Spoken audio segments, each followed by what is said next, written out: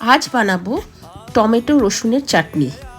টমেটোগুলো হাফ করে প্যানে রিফাইন অয়েল দিয়ে কাটা টমেটো আর কিছুটা রসুন দেব, সঙ্গে নুন দেব।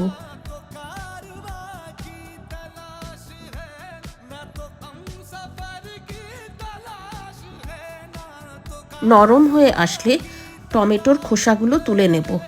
এবার ম্যাশ করে নেব।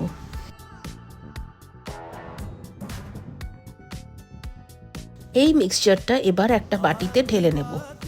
প্যানে আবার সামান্য রিফাইন অয়েল দেব। তার মধ্যে পেঁয়াজ কুচি আর লঙ্কা কুচি। পেঁয়াজ কুচিগুলো পিঙ্ক হয়ে আসলে টমেটোর মিক্সচারটা ঢেলে দেব। সাথে দেব লঙ্কার গুঁড়ো আর কাশ্মীরি লাল মির্চ। সব মিক্স করে নামানোর আগে ধনেপাতা কুচি ছড়িয়ে দেব। রুটি, পরোটা কিংবা ন্যাচোসের সাথে সার্ভ করতে হবে।